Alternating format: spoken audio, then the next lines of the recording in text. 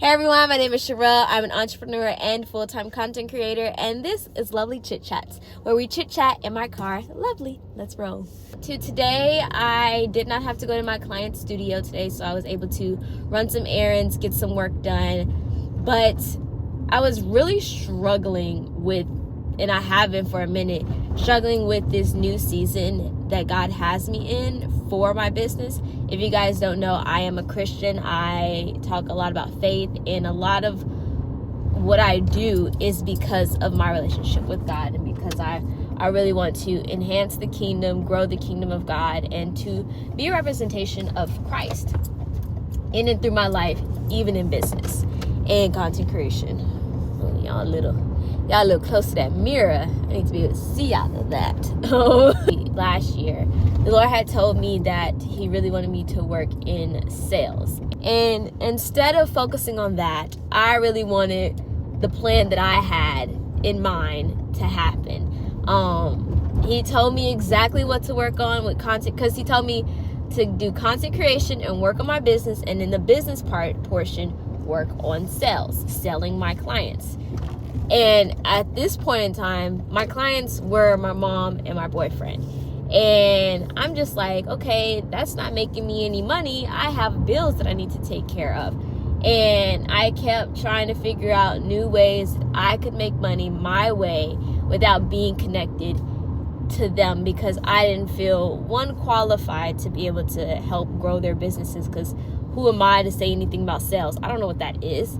And then also with that was the fear of not being able to have some kind of financial increase coming in my way, because I just graduated from college, and I'm working with businesses who are growing. It's not like a monthly income. Like, I had already got told, like, I'm not going to be getting a 9 to 5, so that was a bummer.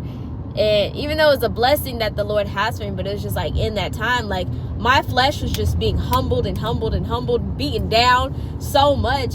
And instead of just going with what the Lord told me to do, I tried to force and figure out my own way and my own path. And one thing about the Lord is, He gonna give you grace, but if you keep trying to get what you want to get, He'll give it to you. He'll let you have it so that you can learn that lesson. And I learned that lesson. I went through an entire year.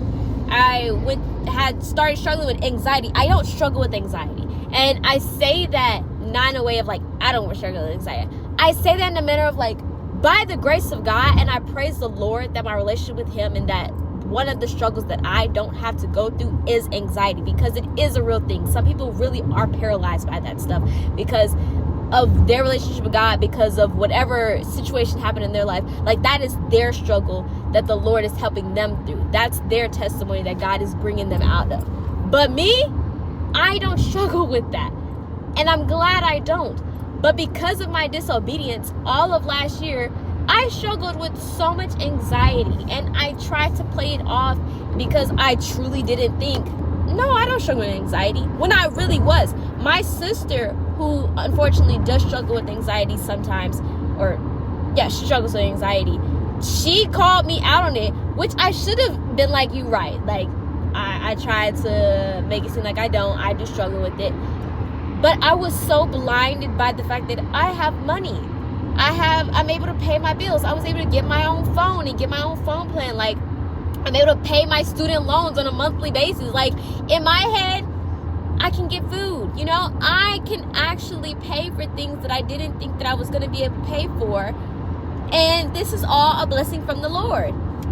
When in reality, it was all a lesson from the Lord, because it was, you are being disobedient by not following the plan that I have for you, but I'm still your Father, that I'm going to protect you and get and provide for you. But this isn't what I have for you. This isn't the best that I have for you. And it took me till April of 2025 to really start realizing, oh, I'm not supposed to be doing this. I'm not supposed to be working with this person. I'm not where I'm supposed to be.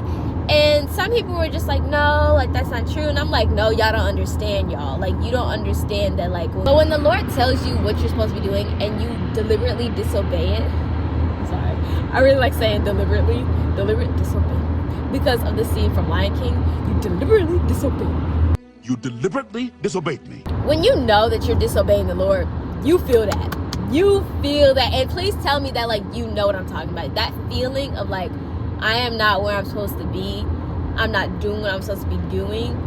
And I have to let go of X, Y, and Z so that I can be on the right path. And I felt that so much during that season. And I was like, okay, I have to start making changes. And I have to be okay with the fact of, like, I won't have this income. Like, and the income wasn't even like, oh, it wasn't even crazy amount. Like, to me, it was like, good, I have like something to hold me on. But it wasn't like, oh my goodness, girl, like, why would you leave a 6-figure job? It wasn't that. It wasn't that at all.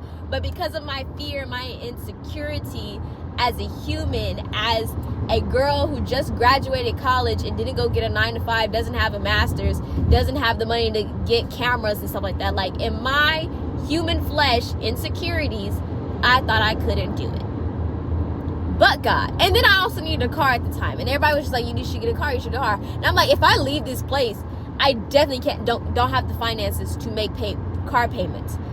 But the Lord kept telling me, have faith, go do it. He was speaking through other people, you need to go do it, you need to go do it. And I was like, fine. Okay, that sounds really aggressive. I didn't say it like that. But I was like, okay, Sherelle, and if anything, I said it to myself. Sherelle, it's time to lock in. Like, you genuinely, you're about to turn 25. I turned 25 in May, not June, in May. I was like, I need to lock in, I need to focus, and I need to just commit to the plan that God has for me. When I committed to the plan, one, I had a plan. I was like, okay, I'm gonna stop working with this person in August. They stopped working with me at the beginning of July. I said, okay, well, we was gonna end things anyways, but you beat me to the punch.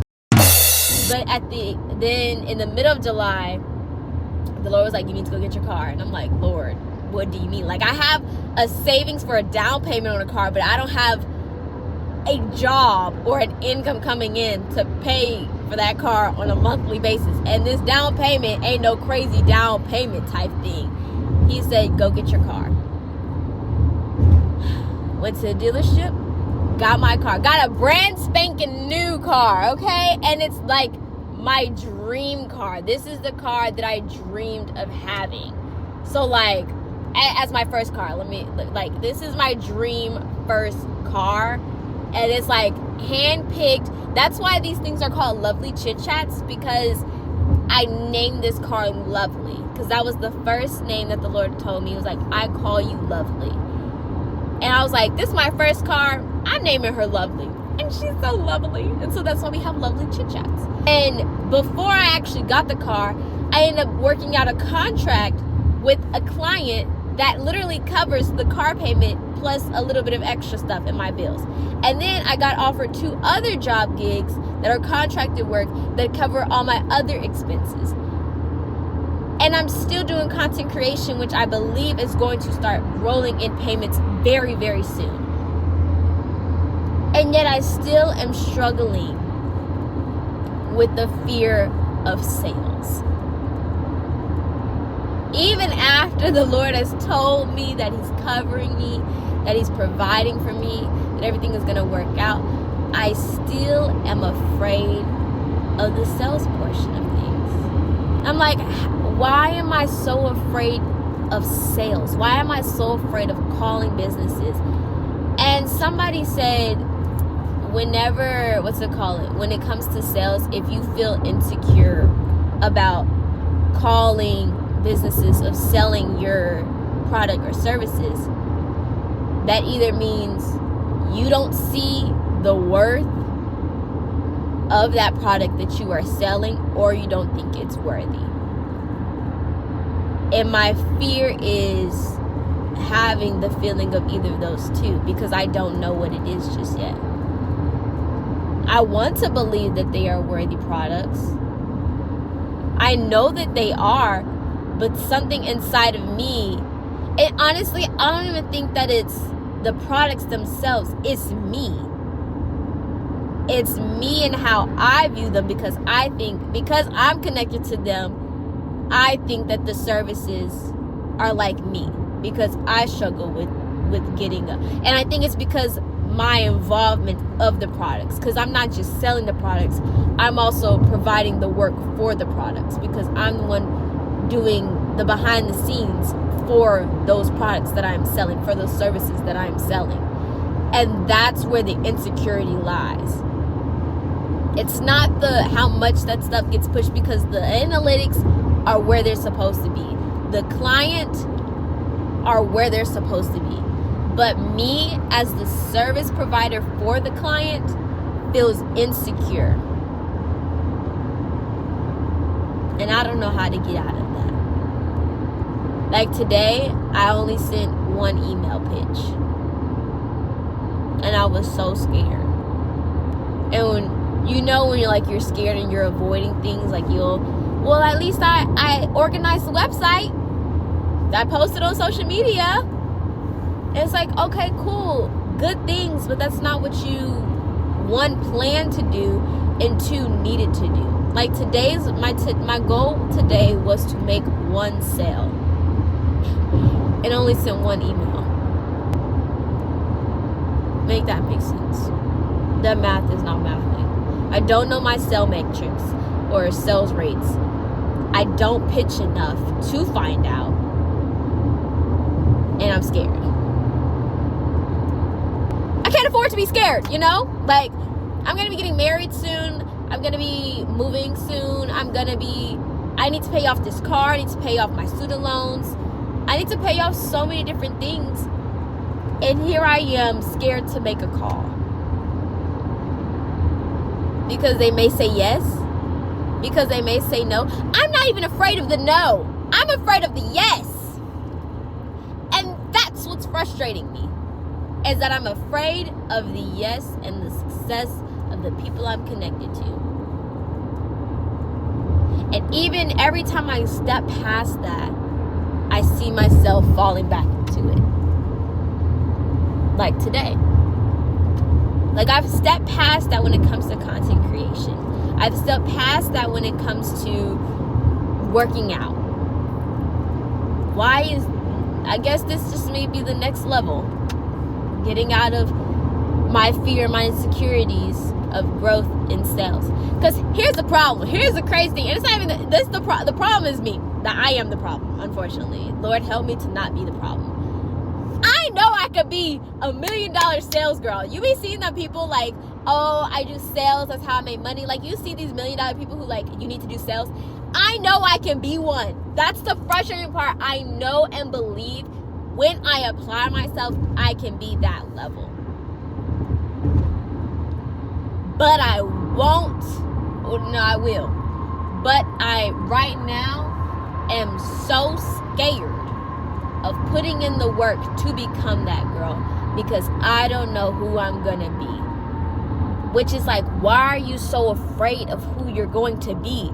If you've already envisioned yourself and seeing who you want to be and who you plan to be through this path, why are you so afraid of success? Why are you so afraid of it? What are you so afraid of? I said enough! Yeah, on my way to hang out with a friend. I just thought I would just yap on this, and if anyone feels or relates to this, please share advice. If you have gone through this before, please share how you got through it, because I don't want to be afraid anymore, and I really do want to see the growth of these businesses that I'm connected to, because I know I can. I just have to apply myself. So yeah, thank you for listening to Lovely Chit Chat. It's been lovely chit-chatting with you. Bye.